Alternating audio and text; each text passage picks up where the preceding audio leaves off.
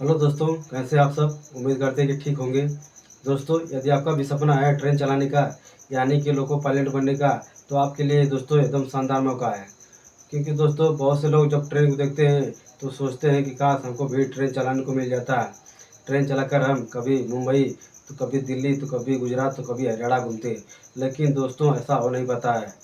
तो यदि आप चाहते हैं कि मैं 2026 में लोको पायलट बन जाऊं, तो उसके लिए दोस्तों आपको बहुत ज़बरदस्त तरीके से मेहनत करना होगा। क्योंकि दोस्तों इसकी जो भर्ती है वो निकल कर आ चुकी है। तो मैं आपको आज इस वीडियो में बताऊंगा कि लोको पायलट बनने के लिए क्या क्या ज़रूरी है, यानी क्या क्या क्वालिफिकेशन और क्या क्या कार्य करना होगा। तो चलिए, आपको बोर्ड पर सारी जानकारी लिख दिया हूँ, आपको फटाफट बताता हूँ। तो दोस्तों, आरआरबी एलपी भर्ती 2026, कुल पद 11,127, यानी कि दोस्तों एलपी यानी असिस्टेंट लोको पायलट की भर्ती निकल के आ चुकी है। और इसका जो पद है आपका 11,127 पदों पर भर्ती निकाली गई है। पद का नाम असिस्टेंट लोको पायलट, जिसको ट्रेन ड्राइवर कहते हैं, उसी का नाम आपका असिस्टेंट लोको पायलट है। आवेदन की तिथि यानी इसका जो फॉर्म है वो कब से कब भरा जाएगा। तो देखिए, इसका जो फॉर्म है आपका 15 मई से इसका जो शुरुआत है, और इसका लास्ट डेट आपका 14 जून रहेगा। यानी कि फॉर्म भरने में आपका लगभग 2 महीने का टाइम है। तो आप जितना ज़्यादा मेहनत करेंगे, क्योंकि फॉर्म भरने के 1-2 महीने बाद ही पेपर होता है, तो आप जितना ज़्यादा मेहनत करेंगे सिलेक्शन होने का चांस आपका बना रहेगा। तो आपका पूरा फोकस आपका सिर्फ पढ़ाई पर होना चाहिए। उम्र की बात करें, यानी इस फॉर्म को भरने के लिए हमारी उम्र कितना होना चाहिए।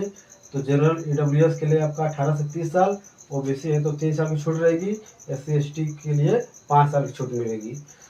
तो यदि आप जनरल ईडब्ल्यूएस है तो आपका जो उम्र है आपका 18 से 30 साल होना चाहिए। ओबीसी है तो 3 साल की छूट मिलेगी, तो आपका 18 से 30 है तो आपका 18 से 33 साल हो जाएगा। और एससी एसटी को 5 साल की छूट मिल रही है, तो आपका 18 से 30 साल है तो आपका 18 से 35 साल हो जाएगा। फीस यानी इस फॉर्म को भरने के लिए हमें फी कितना देना पड़ेगा। तो जनरल ईडब्ल्यूएस ओबीसी के लिए आपका 500 रुपये लगेगा, और एससी एसटी महिला हैं तो आपको 250 रुपये देना पड़ेगा।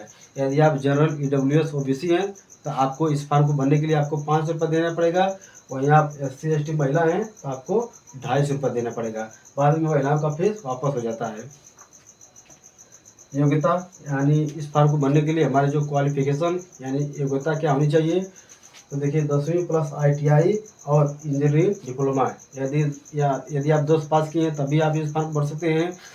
आईटीआई की हैं तभी आप इस फॉर्म को भर सकते हैं, या इंजीनियरिंग में आप डिप्लोमा किए हैं तभी आप इस फॉर्म को भर सकते हैं। सिलेक्शन प्रोसेस यानी इसमें आपका सिलेक्शन कैसे होगा, यानी हम असिस्टेंट लोको पायलट कैसे बनेंगे। तो देखिए, इसके लिए आपको 3 पेपर देना होगा। उसमें आपका CBT 1 रहेगा, CBT 2 रहेगा, और आपका CBT 3 रहेगा। CBT 2 में आपका 2 पेपर होगा, भाग ए और भाग बी। सबसे पहले आपको CBT 1 बता देते हैं। तो देखिए, CBT 1 में आपका कुल प्रश्न 75 रहेगा, और समय आपको 60 मिनट मिलेगा। यानी आपका जो CBT 1 है वो उसमें आपको 75 प्रश्न रहेगा, और इसके लिए आपको समय 60 मिनट मिलेगा।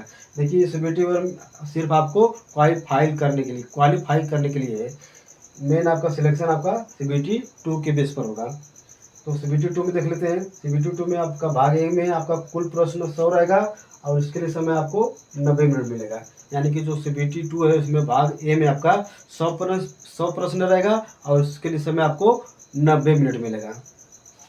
और भाग बी में आपका कुल प्रश्न 75, और समय आपको 60 मिनट मिलेगा।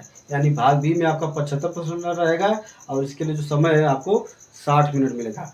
और देखिए, इसमें आपका नेगेटिव मार्किंग भी 1/3 का रहेगा। यदि आप 3 प्रश्न गलत करेंगे तो आपका एक सही नंबर भी कट जाएगा। इसी के बेस पर आपका सिलेक्शन होगा। अब देखिए, CBT 3 में क्या रहेगा।